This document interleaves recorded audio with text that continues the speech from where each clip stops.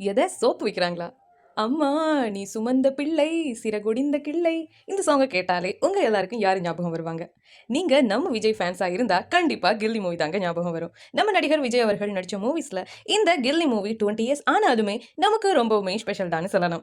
இந்த மூவில விஜயோட தங்கச்சியா போனா ரோல்ல ஜெனிஃபர் தாங்க நடிச்சிருப்பாங்க. த சேம் டைம் இவங்க நிறைய மூவிஸ்ல குழந்தை நட்சத்திரமா நடிச்சிருந்தாலுமே இப்ப நம்ம போனா குட்டிக்கு எந்த சினிமா வாய்ப்புகளும் இல்லாதனால அவங்க சொந்தமா பிசினஸ் செஞ்சுட்டு வராங்களாம். அதுல ஸ்பெஷல் என்னன்னா அவங்க ரொம்பவுமே நேச்சுரலான ப்ராடக்ட்ஸை வச்சு தான் இந்த பிசினஸ் செஞ்சுட்டு வராங்களாம். சரி, பிசினஸ் என்னன்னு சட்டு போட்டுன்னு சொல்லணும்ல.